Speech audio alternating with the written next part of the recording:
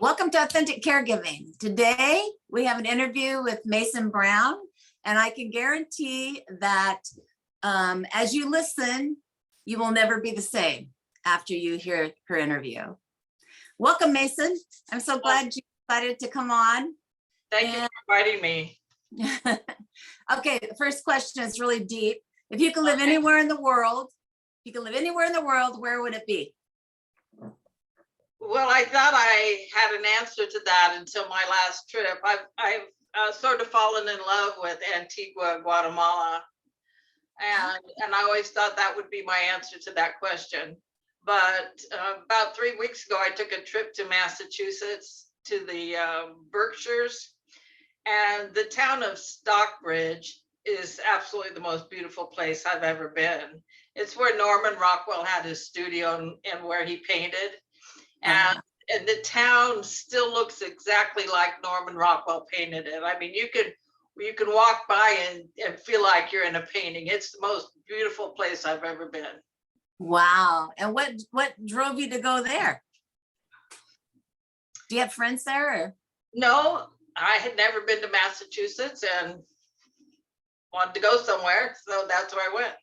You are so adventurous. I love it. I love it. Okay, what's your favorite color? Blue. Blue. Certain kind of blue? No, sort of a periwinkle color. Oh, gotcha. Yeah. Nice.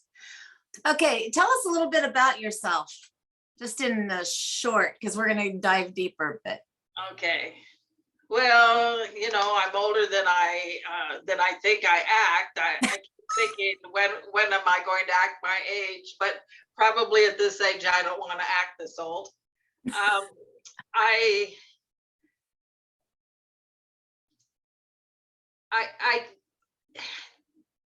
write, and I tell my stories through writing, and sometimes I tell my stories orally. Writing is something that I've had a desire to do since I was just a child. And with the advent of the computer, I found out that's something I actually could do.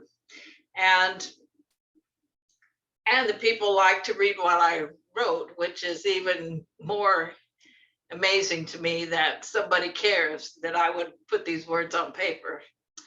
So basically, when somebody says, "What do you do?" I say I'm a writer, but the truth is, I'll be actively parenting until they put the lilies in my hand and close the lid on the box. So I think that probably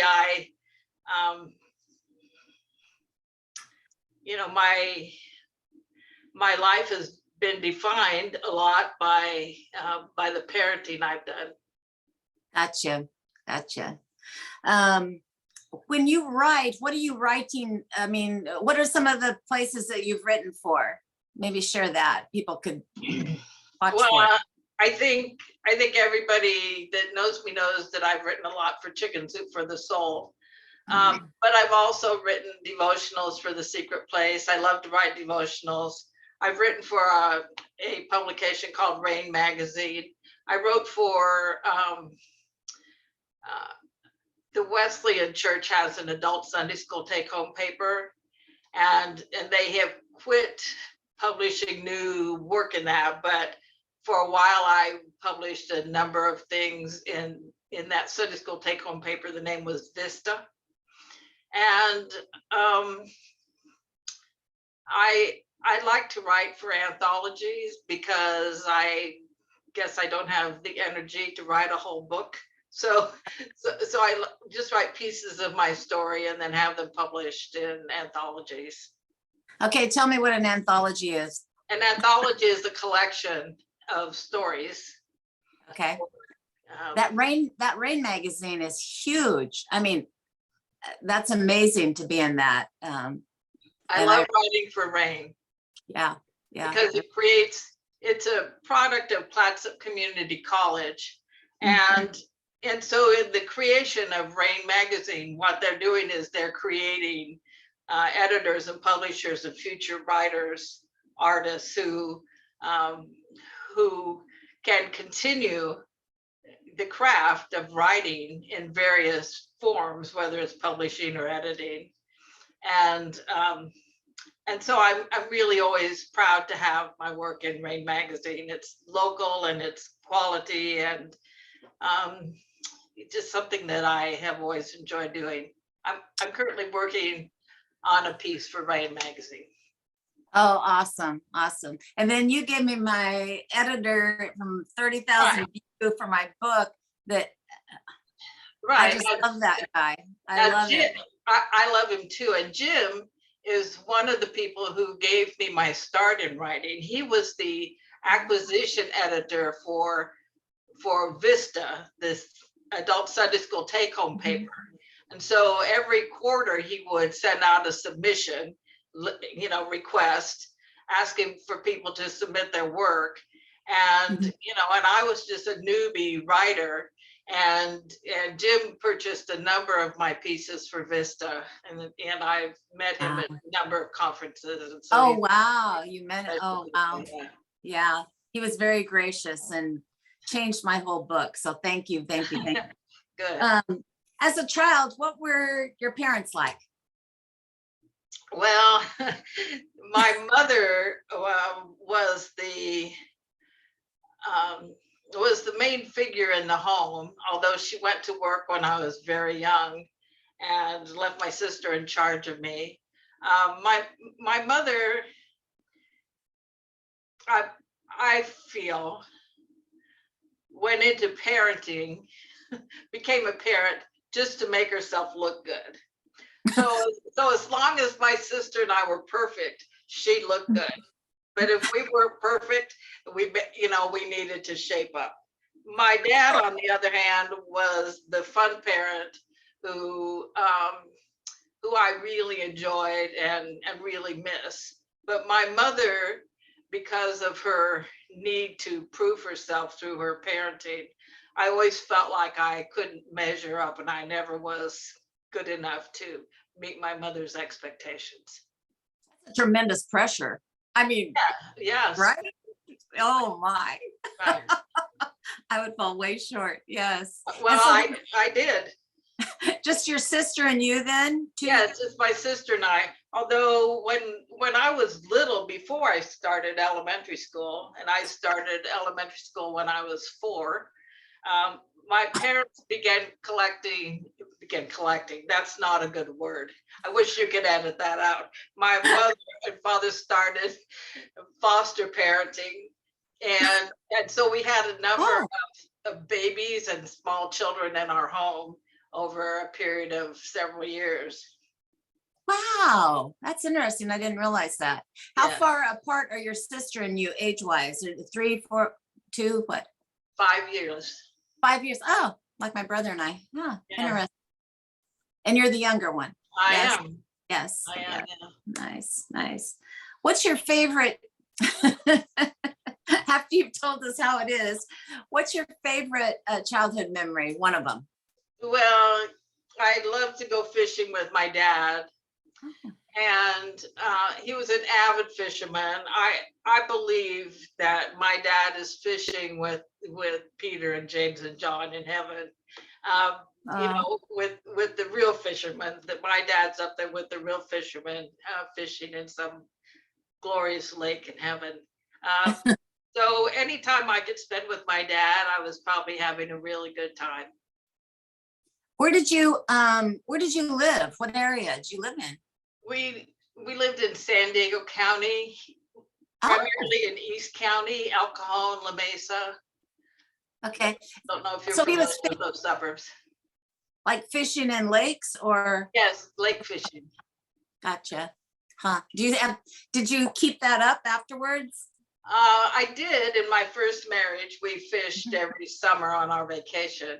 I remember one year when I was just a little girl, my family went camping during the summer with another family, and all the kids had caught fish but me.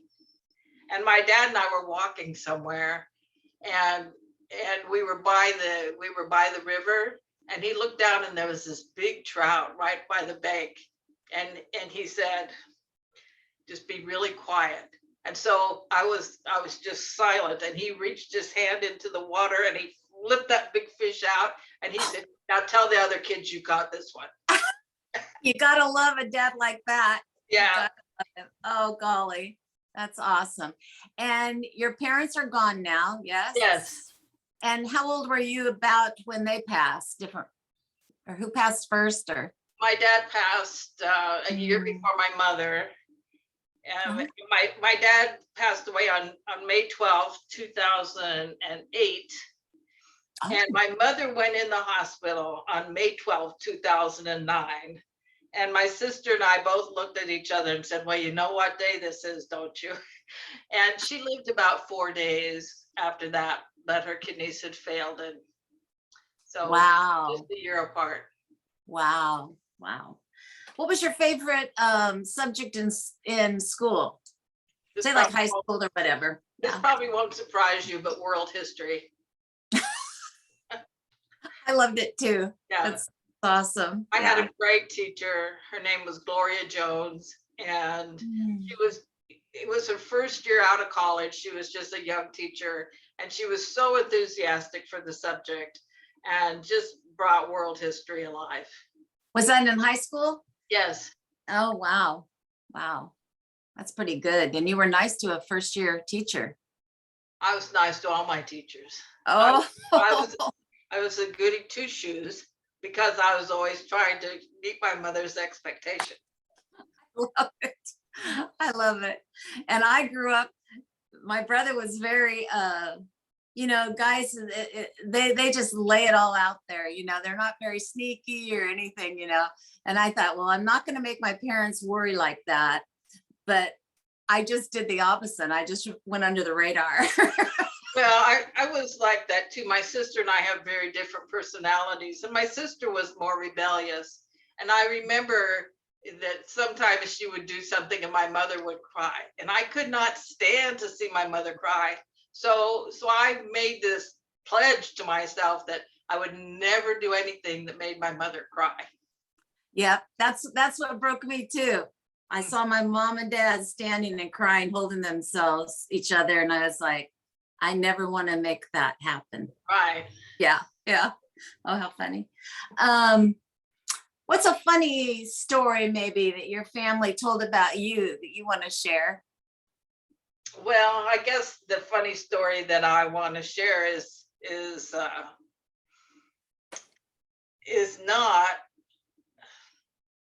not a story that my family shared, but something that I'm going to share because it's so out of the realm of even the way life is. But I grew up thinking that it was a sin to laugh. And I don't know why I thought that. It's something I picked up someplace in church or Sunday school, that you shouldn't laugh. It's not that I didn't laugh, but I was always ashamed of myself when I did that. And I was afraid that if somebody saw me laughing, that would destroy my Christian witness. And so I didn't want anybody to see me laughing. So when I was in college and I started college in my late 20s, I had to take a humanities class, and it was the literature class, and the college catalog said that the professor could teach any aspect of literature that he wanted. So I thought, well, he'll teach about Dickens or Shakespeare or the Bronte sisters or something. So the first day of class, I go in and I sit right up front because I always want to look eager to learn and make a good impression on the teacher. And he says, well, this semester we're going to study humor. And I thought, oh my goodness, what if these non-Christian people in my class see me laugh? It's going to destroy my witness and everything I've tried to accomplish here. So I picked up my books and I went to the back of the class and sat in a desk by the door, so that if I couldn't help myself when I laughed, then maybe nobody would see me laughing. Later, I told my mother that I grew up with this, thought that laughing was a sin. And she said, I don't know where you got those crazy ideas. And I said, well, probably from you, Mother, But anyway, in that class, I learned how healthy laughing is. I wrote some papers and did some studies, and it really changed my life. And I'm no longer afraid to laugh. No, you aren't. And I was thinking, uh-oh, and we're friends. 'Cause I love to laugh. Oh my, that's fascinating. And I write humor. And that you held that through college. Right. Wow, wow. Let's start like after high school. And how did you meet your husband, your first husband, and do you have kids, or I don't know how that goes. Okay, well, I met Bill before high school Oh, because we went to the same church, and we were actually friends for about 8 years before we started dating. In fact, sometimes I would go on double dates with my boyfriend, and then Bill would be along with his girlfriend, and so we would be on double dates. Um, so Bill and I were really good friends for years, and my boyfriend's name was Bill too. So I mean, this gets confusing, right? But when my boyfriend Bill was killed in an auto accident, he was my husband Bill's best friend, and my husband Bill was overseas in Vietnam at the time, and so when he came home from Vietnam, my grandfather had just died, and I was actually going to a different church at the time, but my grandmother was still going to the church where Bill went, and I had met Bill. And so I was taking my grandmother to church, and Bill was there. He had just got back from Vietnam, my husband Bill, and I needed a date for a wedding. I was going to be in a wedding, and I wanted to take a date, but most of the men that I had been dating were people that drank too much, or that I didn't feel like I would be proud to be seen with. mhm. So when I saw Bill at church, I thought, well, if I can't ask Bill to take me to the wedding, I don't know who I can ask. You know, I've known him forever. Mhm. So I asked him if he'd like to go to the wedding with me and the rehearsal the night before. And he said, yes, he would. But since he didn't think he remembered where I lived, maybe he should take me out before that. So we started dating, and then I got really sick. And Oh, really? yeah, I just had mono, but they thought I had leukemia, and I was in bed for a long time. And Bill would just come over and sit every day, and while my mom was at work, and make sure I had food and water, or you know, if I needed somebody to drive me to the doctor this day, Bill would take me to the doctor and bring me home. And Wow. and he and he said that he realized how much, you know, he thought I was going to die. So he said he realized in that process that he didn't think he could live without me. And How yeah, romantic. That's kind so, of a romantic story there. so we got engaged and we're married. How old? And how old was I? I was 22. Oh, We got married on Bill's 26th birthday. And did and he have any, like PTSD from Vietnam eventually, or no? I don't think so. Bill was a carpenter in the Air Force. Oh, okay. And while he was in Vietnam, he wasn't out doing Yeah, combat. He was gotcha. repairing buildings and Good. targets and things. And you know, and they did occasionally bomb the base where he was, Mhm. but he wasn't out actually clearing out the villages and Right. some of those horror stories that we hear about. Yeah. So Okay. we got married in 1970, and my parents had always wanted to adopt one of these foster children that we had in our home. And so still trying to do things to make my mother happy, to earn her approval. I thought that maybe if we adopted a child, that would finally make her happy. So I assume that I could have gotten pregnant and had a biological child, but I always tried not to get pregnant. And so after we'd been married 3 years, we adopted Tina. And then How old was she? she was 9.5 months. Oh, baby. Okay. Yes. Although we had requested that we did not want a newborn. So she was just a few weeks away from walking, and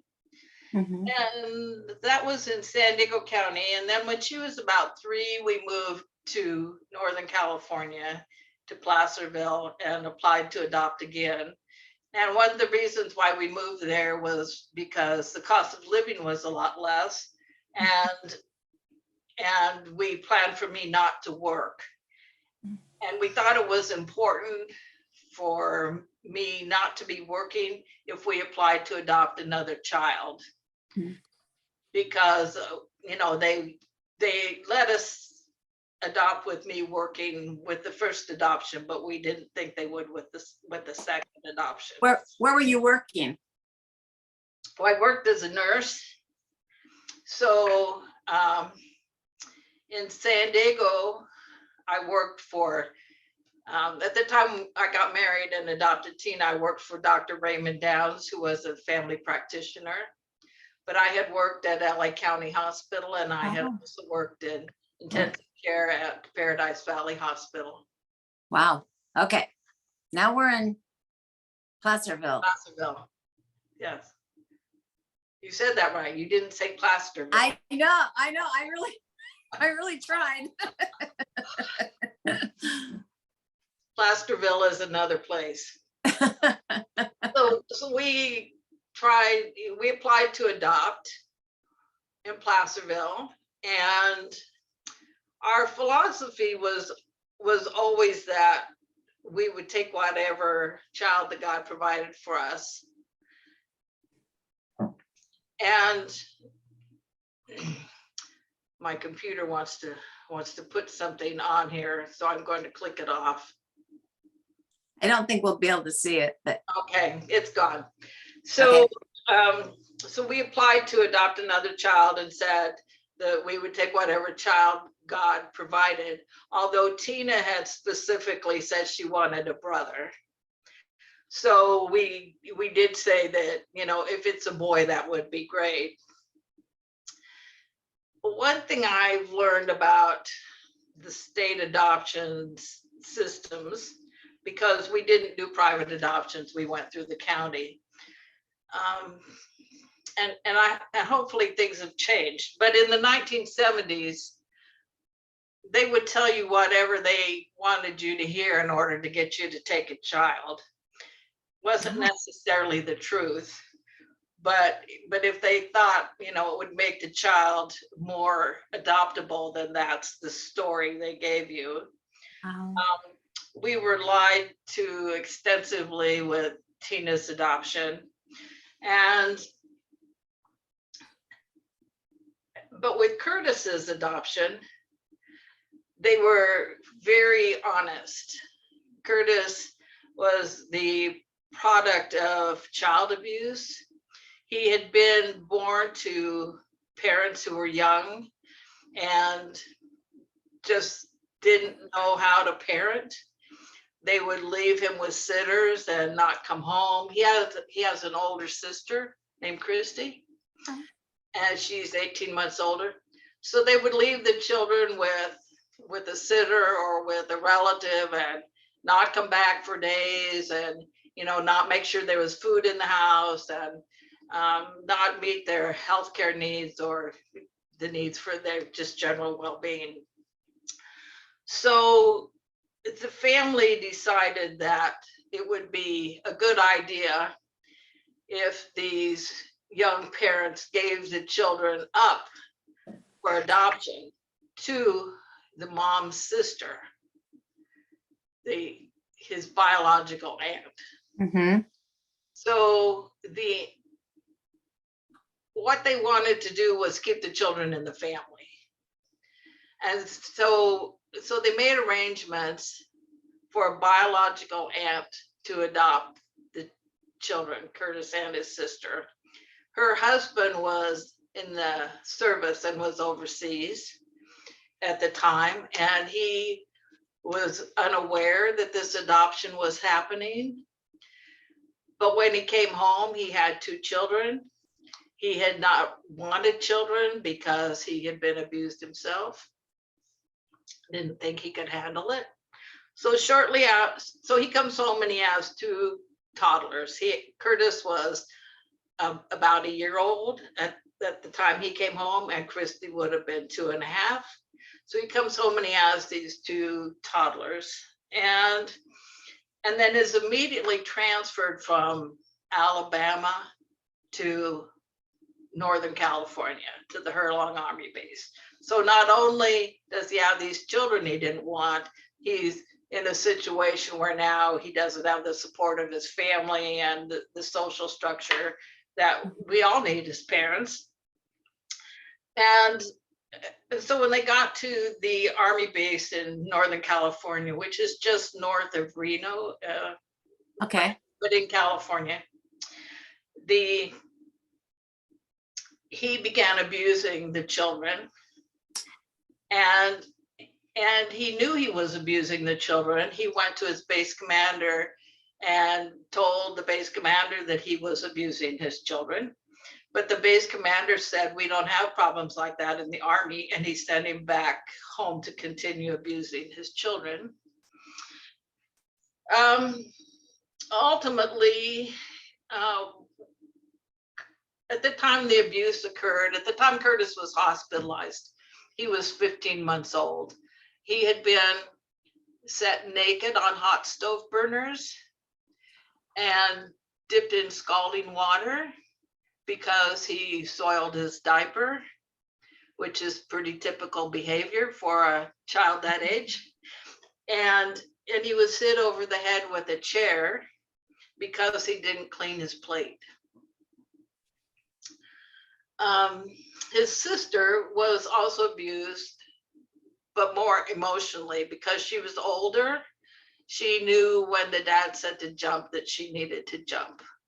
And so she suffers a lot of trauma from the abuse, but did not have the physical consequences that Curtis had.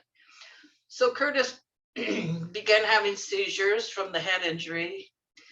And were they taking him to the doctor at all at that point, or? No, they weren't, but he began having seizures, and the mom, the aunt mom, realized that he was in serious medical condition, and they called an ambulance, and they followed the ambulance to the hospital where the dad was arrested. And the mom was arrested too, although she made a deal that she would willingly give the child up for adoption if she could avoid prosecution. And so at the encouragement of her parents, Curtis's biological grandparents, that's what she did. The grandparents were really not in favor of the children being removed from the family. And they pitched, I guess, a royal fit from what we've heard. But finally, when the police said it's either your daughter signs these papers or she's going to prison, they realized that, that they needed to encourage her to sign the papers. So Curtis was in a coma for 2 months. He was blind and deaf and paralyzed on the left side. And when he began to show signs that, that he was going to survive all of this, then they started looking for a foster home for Curtis, and they found a home in Sparks, Nevada, which is just a suburb of Reno. Yeah. And it was a really wonderful foster home. And I believe that it was the people in that foster home that made Curtis adoptable. Because when they brought Curtis into their home, they just laid him on a blanket on the floor, and he was just a whiny lump. And the foster mother said that she was not going to allow him to continue in that condition. So if he wanted a glass of water, if he needed a drink, she made him at least gesture Mhm. to, towards the sink or the glass. And, Mhm. and she really encouraged Curtis to, to be more than just that whiny lump on the floor. Mhm. And so he was 23 months when they contacted us about adopting him. Mhm.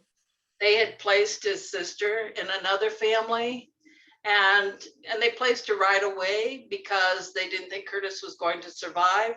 And then by the time they realized Curtis was going to survive and they needed to look for an adoptive family for him, they realized that Christy had all these emotional problems and Curtis had all these physical problems, and that the two children together would probably be overwhelming for any one family. Mhm. So Christy was adopted into a family in Chico, California, which is just an hour and a half or 2 hours north of Placerville. Mhm. And we raised the kids pretty much like cousins for a number of years. And then we tried to get in touch with Christy. It was her birthday. And we couldn't get anybody to answer the phone when we called. I mean, it was before email and text messages. Mhm. So there was just no response. And so we decided, well, after church next Sunday, we'll drive up and take Christy her birthday present. So we drove up to Chico and we saw that we could tell the family still lived in the house where they lived. All their things were in the yard, and it was clear that they hadn't moved, but they weren't home and they weren't answering the door. So we left a note and the package on the porch. And then when we got back, Christy's mom called and told us that things had been chaotic in their family for a while because Christy's dad had been arrested for molesting 34 children. Yes. Wow. And we wanted to continue the relationship with Christy and Curtis, and we tried to do that for a while. But then we realized that Christy's mom had been instrumental in inviting our children to spend time in the home, even though she knew her husband was molesting the children. Our children never did. I believe God just protected us from this. Our children never did go and stay, except for when we were all visiting as a family. But they had invited our kids to come spend a week during the summer or spring break, and the mom was very aware that he was molesting the children, and we felt very strongly that she was inviting our children to be victims. And so we didn't continue the relationship, and she continued to support her husband. Now wait, was that the people who adopted Christy? Yes, the people who adopted Christy. And they had 3 other adopted children as well. And the oldest boy, we know for sure, had been molested, tried to hang himself as a result of his dad molesting him. And the mom knew that. Hard to imagine. Isn't that just hard to just even imagine it? It is, yes. And so then we sort of curtailed the relationship. Curtis knows now where his sister is, and occasionally they talk. But we just couldn't maintain the relationship. Right or wrong, I don't know, but. Okay, yeah. so when Curtis came to you, he was 2, did you say? He was 23 months. 23 months. Yeah. So what condition was he at that point when he came into your home? He functioned about like a 9-month-old at that point. He wasn't walking. He was sort of able to pull himself up and, support himself while he walked around the coffee table or something. Couldn't talk. We right away, well, I took a couple days to just, let him be in the family. The foster mom had said, well, you need to exercise his legs like this, and you need to do this to his ankle and his foot. And he had, heavy braces on. And when we had gone to visit him in the foster home, I said to the social worker, I said, has anybody noticed his eyes cross? No, we hadn't noticed that. So we had to stay in Reno a couple of days and take him into the eye doctor, the same one who treated him for the blindness when he was in the hospital. And so he was in pretty bad shape when he came, but he came with a huge chart full of his medical records. They didn't hide anything from us. I mean, they were very honest and open, and that's the only adoption that we had. And there was a third one. It was the only adoption that we had where they were honest with us. And it was the most difficult social worker to work with, but the one who ultimately, was the most honest and forthcoming with information that we needed. Okay, so Mason, what would make you want to adopt a child in that condition? I mean, what is your mental and you and Bill's? Well, nothing made me want to adopt a child in that condition. We had said that we would take whatever child that God provided for us, and that happened to be Curtis. However, when I was in 5th grade, I went to summer camp, church summer camp, and the speaker for the week was a missionary speaker. She was from Africa, and she was home on furlough, and she was speaking at around our campfires, and I just really felt during that time that I was called to missions, and I went forward at one of the altar calls, rededicating my life to Christ. I had been baptized earlier, and of course, in my young mind, I thought, okay, so this means I'm going to go to Africa, and I'm going to live in a grass hut like she does, and I'm going to preach to the, African natives. And I was very serious about that call. I believe I was called. And so then I was in high school, and my high school counselor kept saying, you need to make plans for your future. You need to decide what college you're going to go to. We need to fill out applications. And I would say to him, I have to do what God calls me to do. I can't just go to school because, it's there. I have to wait until I hear from God because I dedicated my life to Christian service. So I had, I had ruled out social work. I'd ruled out nursing. I'd ruled out teaching.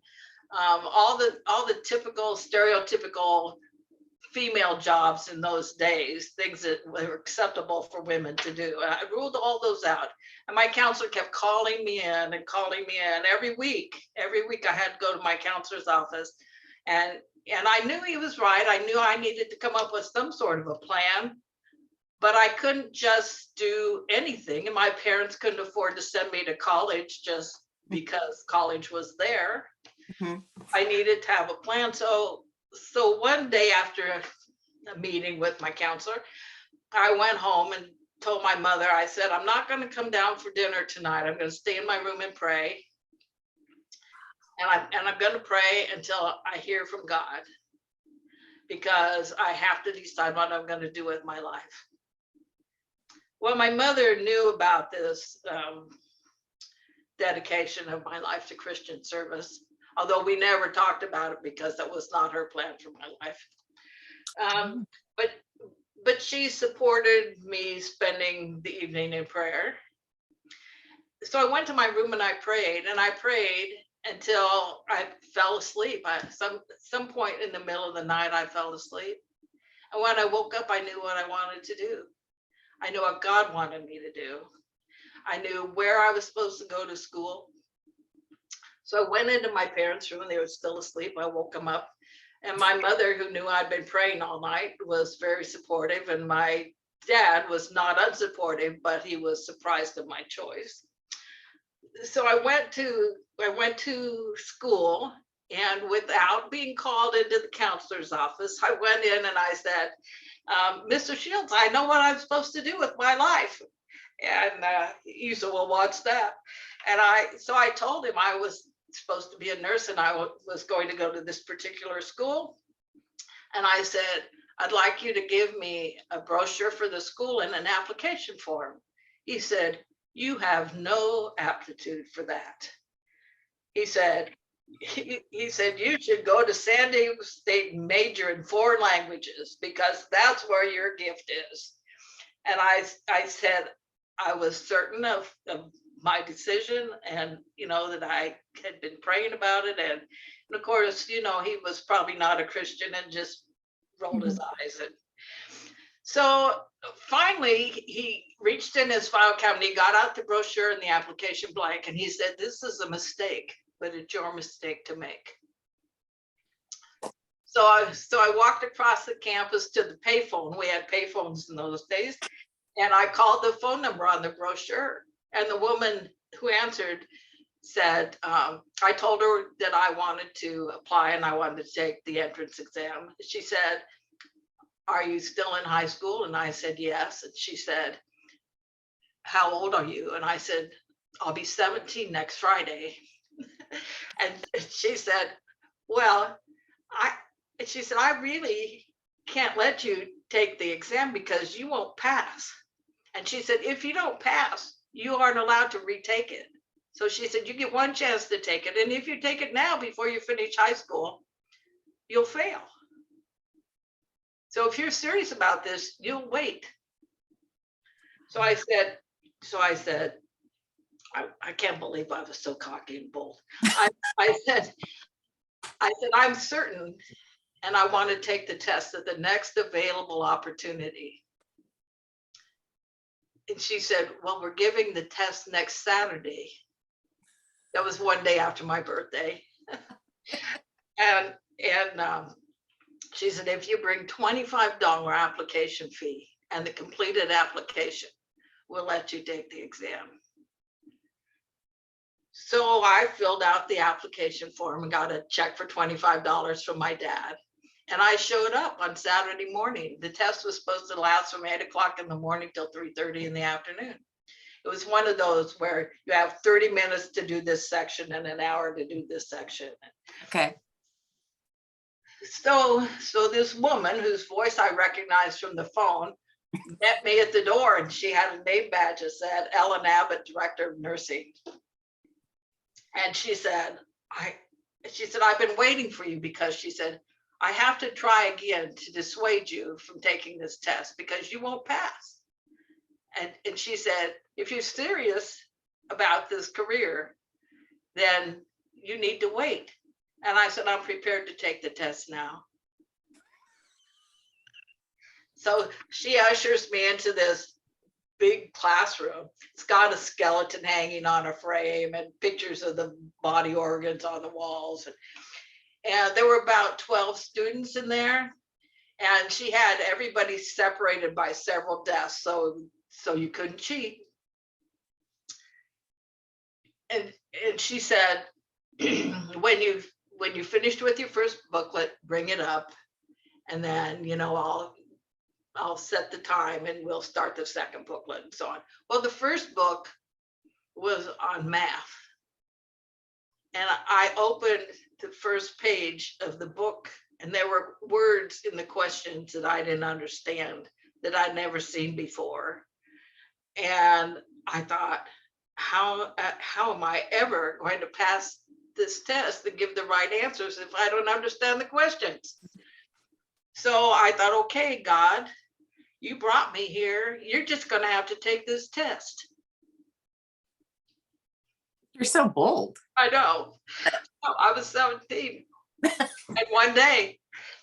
And serious. And serious. And so I just prayed, and I turned my number 2 pencil and my bubble answer sheet over to God, and he took the test. And at the end of each section, everybody turned in their test booklet for that section and their answer sheet. And I noticed that Mrs. Abbott was making a pile of everybody's answer sheets and booklets, but mine, she was setting over here. And it looked like she was correcting mine as the day went on. So the last part of the test was a psychological thing that you really can't pass or fail. It just identifies you as an extrovert or an introvert. And so I turned in the last section. I was getting ready to leave. And she said to me, Miss Brown, I need to talk to you for a moment. And I, okay. And she said, I've been correcting your answer sheets as you handed them in, which is what I thought she was doing.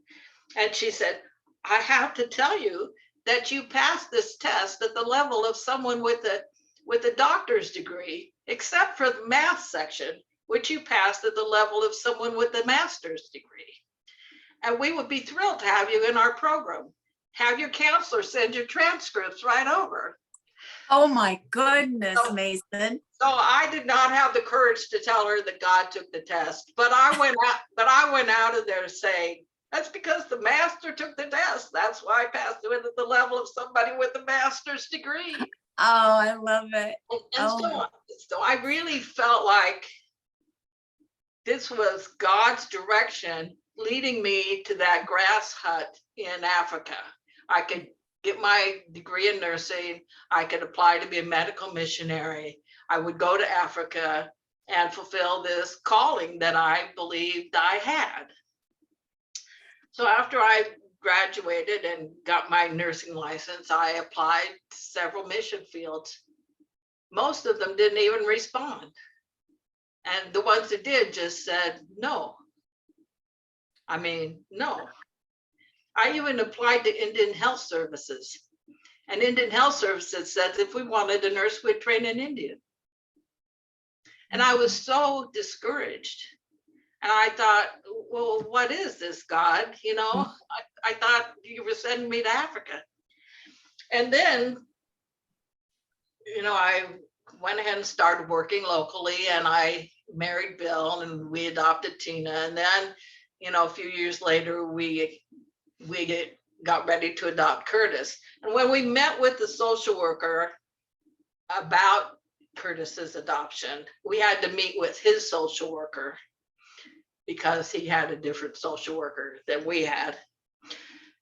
She said there were several things that they wanted in a family for Curtis. One, they wanted him to have an older sister because in his biological family, he had an older sister. They wanted him to have a very patient father, and that certainly was Bill. They wanted a family that would not be hung up on weight issues, because they felt like both Curtis and Christy would have challenges with their weight. And with all the other challenges in their life, they didn't want a family that was just going to harp on, you know, you put on 3 pounds, don't you think you need to take that off? And, you know, Bill and I had both struggled with our weight. And so, you know, we were very aware of how that felt. And the other thing was they wanted a family where one of the parents had a nursing background.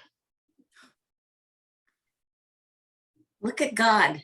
Look And at, then I knew that my mission field was Curtis. wow. Makes me weep a little. Yeah, me too. And, you know, so that call I got when I was 11 years old or 10 years old was in preparation for this lifetime of service. And that's what it's been. Yeah. Yeah. And so does Curtis live on his own now or with you, or how's that? He lives on his own. He lives close by. He wants to be independent. He wants to be treated like, you know, like all the other 40-year-old young men. He's 46 now.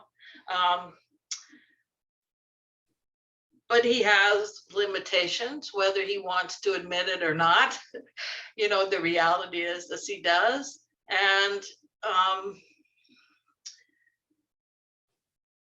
so I pretty much let him live, you know, the day-to-day life that he wants. I helped him find his new job last year, and I oversee all of his paperwork and the filling out of forms for housing and Social Security, and to a large extent, it's a matter of protection because he's so vulnerable. And we have so much scamming and dishonesty in our society today that he's constantly being plagued by someone trying to take advantage of him. He called me one day. Well, I was taking him home from church. And when I pulled into his apartment building, he said, "How would you feel if I met a woman online?" And I said, "Well, it depends on the woman."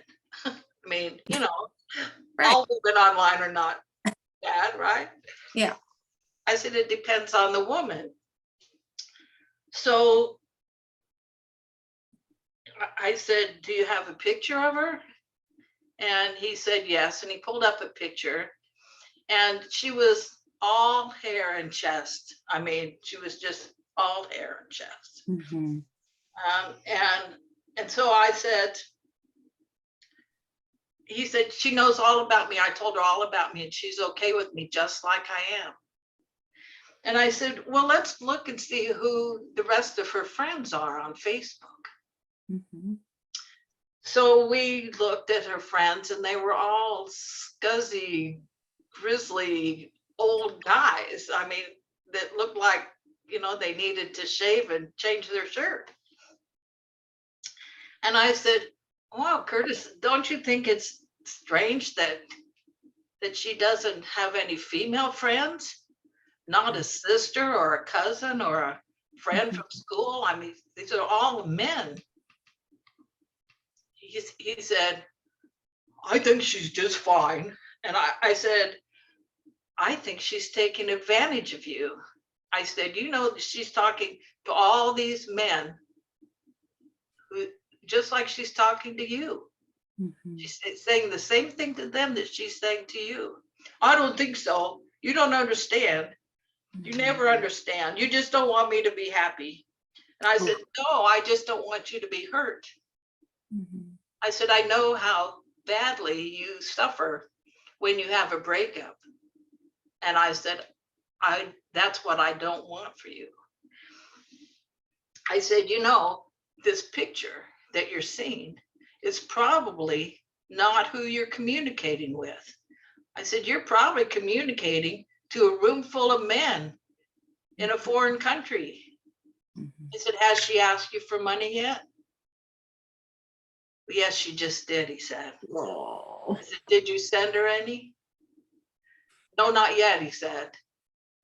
So I went online, you know, I mean, her picture's there. I just sent her a Facebook message and told her what would happen to her if she ever contacted him again. Mama Bear came out. I said, Curtis tells me he's been honest with you about his disabilities. And I said, in the state of Oregon where we live, we have laws to protect people like him from people like you. And I said, if you contact him again in any way, I will see to it that you are prosecuted to the fullest extent of the law. Never heard from her again. But it took him a few days before he realized that what I was saying was right. And it's like that with a lot of things with Curtis. I have to plant. I tell my friends I'm planting seeds. I'll say something knowing that he's going to reject it. But in 2 months from now, we'll be riding in the car someplace and he'll throw it back at me just like it's his wonderful idea, because the seed has had time to grow and nurture and sprout in his brain. And he's realized that, what I said was probably wise. Yeah. Okay, so what does he relate as far as year-wise, in your opinion? Well, in your knowledge, because you know him the best. Where is he about? You think in his? I mean, he lives on his own. Right. I think he's like 9 or 10 Gotcha. in most aspects. I mean, in some ways he does better. In other ways he does worse. But about a 3rd or 4th grade level. And when we adopted him, the pediatrician said that when we met with her, that they didn't know how far Curtis would advance, but they felt like he would fit into society all right. But at some point his development would stop. And so I think that's what happened. I mean, he has a whole big section of the right side of his brain that doesn't work. So, that has some impact. Mm-hmm. Yeah, exactly. Thank you for sharing about that. That's amazing story to see the thread of God through it. Mm-hmm. And through really hard things, because you're still really a caregiver for him as well. I get really tired sometimes. I listen to my friends talk about their kids who are on their own and achieving and even, being supportive of them. Mm-hmm. And I think, well, I'm never going to have that. Mm-hmm. That's just something that I miss. And even though, I reviewed Curtis's paperwork thoroughly before we adopted him. Mm-hmm. And because of my medical background, I understood what I was reading. I knew all the medical components, but I didn't know the emotional components. I didn't know how my heart was going to feel. Mm-hmm. I guess I approached it kind of like, well, this is my job, and I have this task and this task and this task, but I didn't realize how wrapped up my heart was going to be in all of this. And it's wrapped up in what way? Just my love for him and my commitment to him. I feel like one of my issues in my life has been that I don't follow through and I don't finish things. You would be surprised how many unfinished Afghans I have in this house. But with Curtis, I'm determined to be there till the end. I love it. Yeah. Wow. And that's not a commitment. That's not something you say lightly. I mean, that's your life. Right. Yeah. Wow. Take us through your first husband. Okay, well, Curtis's dad, that's how I refer to him when I write. I say my children's father. He and I are good friends these days, but he left in 1992 to pursue an alternative lifestyle. And he is married to his partner. They live in Salem. It was very difficult for me for a long time because Bill never told me he was gay. He told the kids he was gay. And of course, they couldn't wait to tell me, you know, which sometimes there's just things I just rather not know. But Right. and as soon as he tells them, you know, they can't wait to tell me. So it's not that I didn't know. It's just that the Bill had never told me. He came up with all sorts of reasons and excuses why the marriage wasn't working for him or me or us, and why he needed to leave. And so even though I knew he was gay shortly after he left, I hadn't heard it from him. So in 2015. So that was a lot of years though, you were married. We were married 22 years. Wow. Okay. So in 2015, my high school class was having their 50th reunion in San Diego. And I had not been to any class reunions before, but I wanted to go to this one. And Tina wanted to go. Tina is Curtis's sister. And so Tina wanted to go and do some visiting. So Tina and I made a road trip to San Diego. And on the way back, she was complaining about her life and how horrible it was. And so, you know, I said to her, I said, you know, Tina, I was unaware of the family dynamics when you were growing up, because I thought the life we had was a normal life. And I didn't know until recently, you know, that we were living a lie, and that the whole marriage was dishonesty. And I said, if the family dynamics had a negative impact on you, I'm really sorry.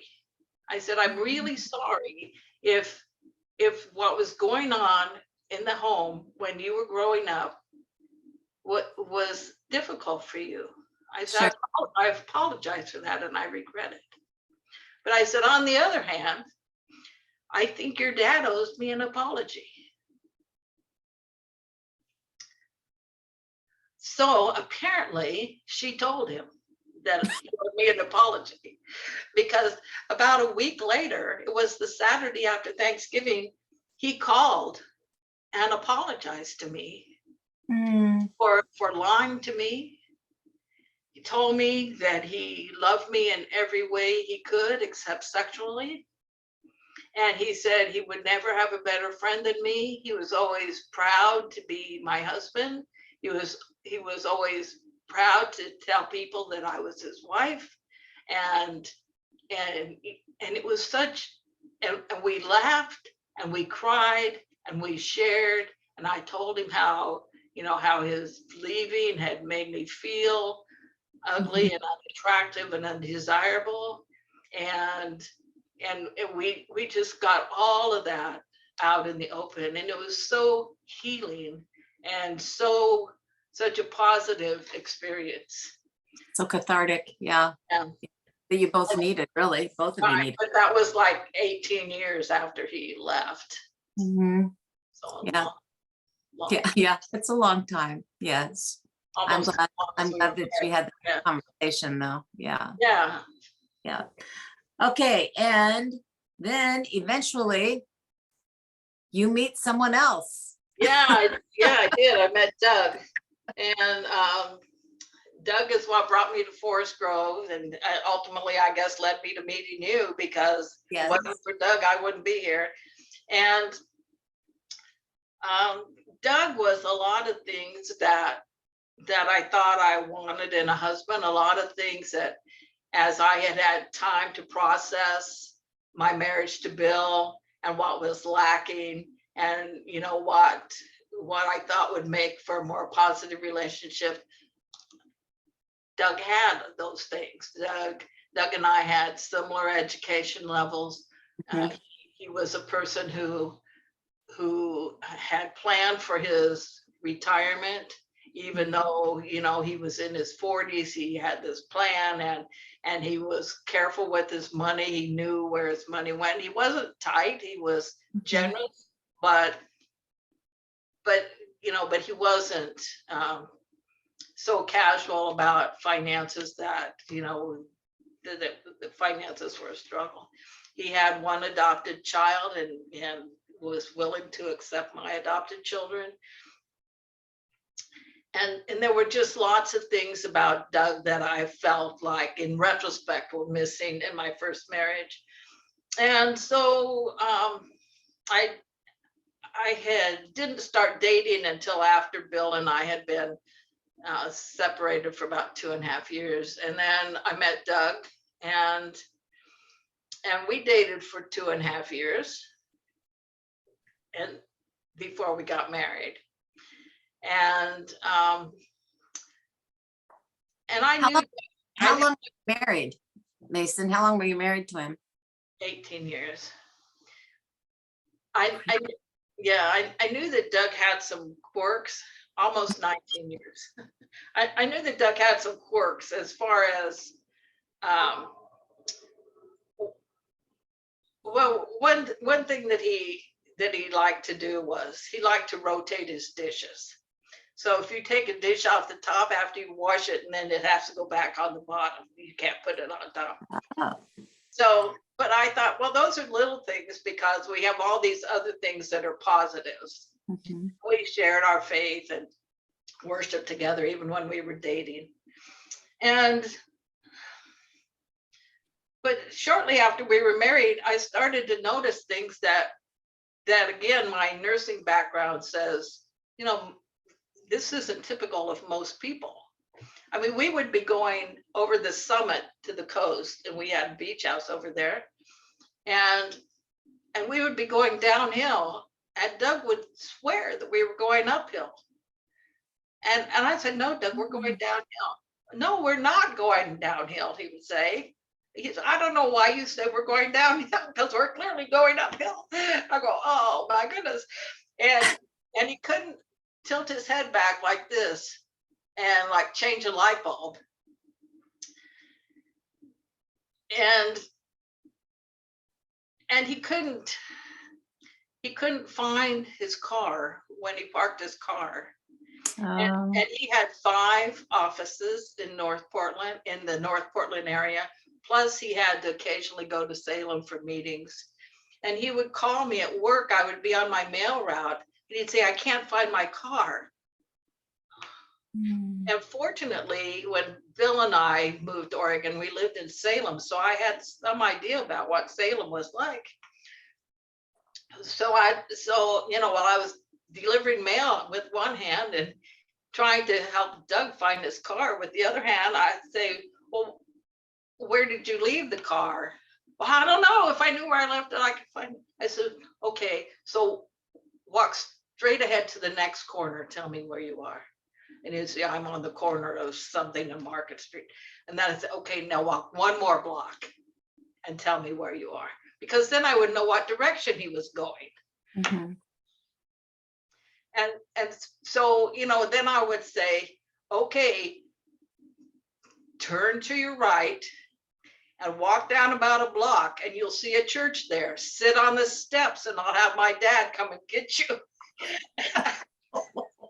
Really? Wow. I mean, and this went on all the time when I was trying to work. And you were a mail carrier for years. Yes, I was. So I was out walking my route, and you know, with my phone to my ear, trying to help Doug find his car. And you know, there was just an accumulation of things, and I thought, you know, most people can do these things. I mean, some people are directionally challenged. Curtis is horribly directionally challenged, but Doug doesn't have brain damage, right? So, right. And most people know when they're going uphill, and most people know when they're going downhill. Yeah. And so I had him schedule a doctor's appointment, and they did some tests and didn't find anything. And I said, well, that's not good enough. You have to find, you have to look more.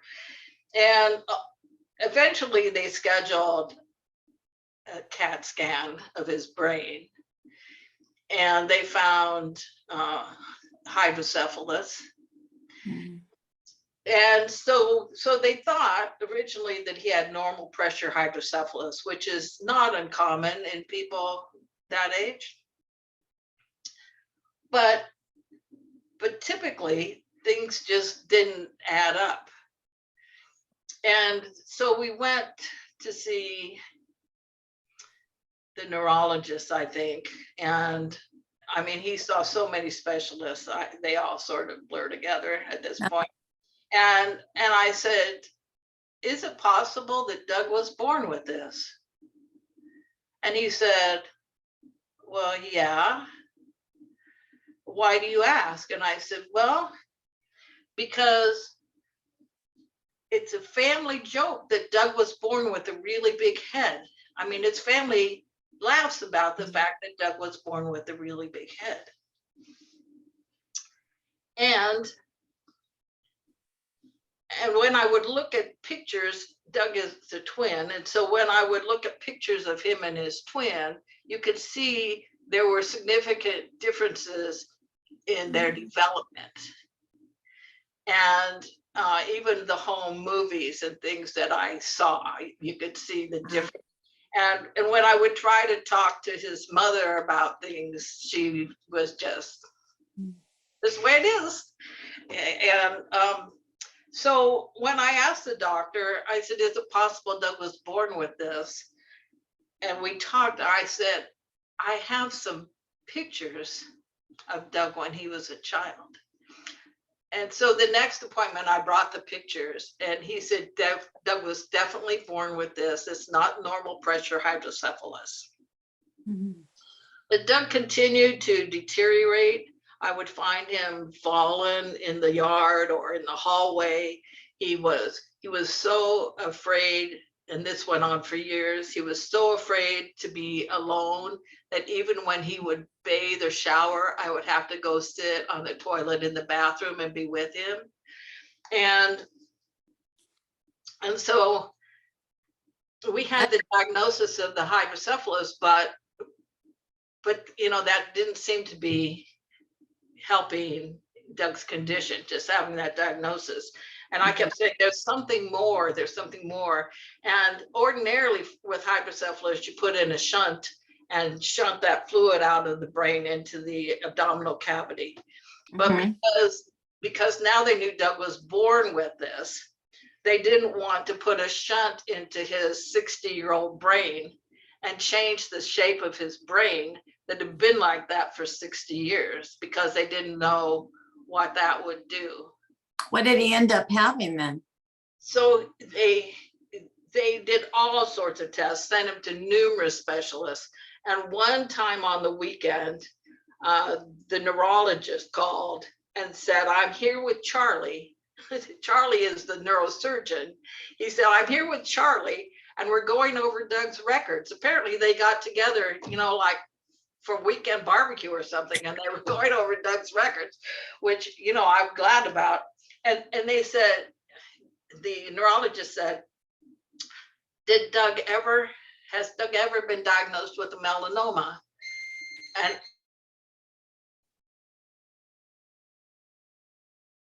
Are you there? I think your video stopped. Maybe you can go out. We'll both go out and come in again, and we'll continue the interview.